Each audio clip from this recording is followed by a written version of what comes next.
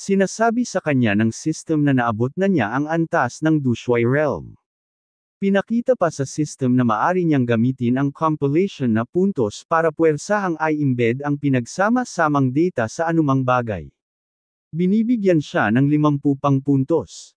Naaalala niya ang mga puntos na muntik na niyang makalimutan at binabasa ang system window, na nagsasabing unang beses na pagkuha, compilation points, ang kagalakan ay nag-aapoy sa pagsinta na pinigilan ng katotohanan at nagbibigay sa kanya ng pag-asa muli. Bukas na ang isang bagong landas, nagtatanong naman ang ating bida kung ano ang ibig sabihin nito. Ang compiled data ay natanggap, ito kaya ay tumutukoy sa yang type Golden Sun breathing technique. Ipinapaliwanag ng system na ang mga puntos ay maaaring gamitin upang ilagay ang pinagsama-samang data sa anumang bagay.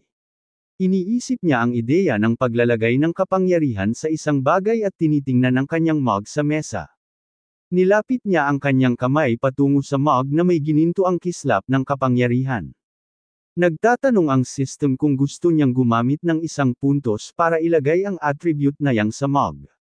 Napagtanto niya na ito ay tulad ng pagkabigla sa isang bagay upang bigyan ito ng isang espesyal na kapangyarihan.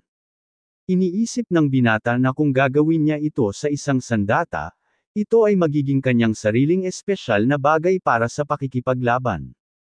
Siya ay nagpasya na ang pagkakaroon ng isang pinalakas na sandata ay magiging napakahalaga para sa kung ano ang darating. Ang ating bida pagkatapos ay nakahanap ng isang maliit na espada sa kanyang istanti at nagpasyang subukan ang kapangyarihan dito, naisip niya na kung gagana ang pagsubok ay bibili siya ng isang tunay na sandata para maging handa para sa mga halimaw.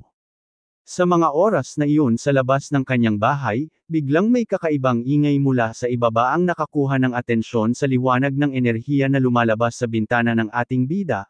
Sa kalagitnaan ng gabi, isang maitim na nilalang na may malalaking kuko ang nanunood sa apartment ni Fang Yi.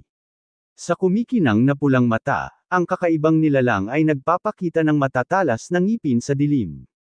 Mukhang isang higanteng demonyong kuneho at naghahanda sa pag-atake sa gusali.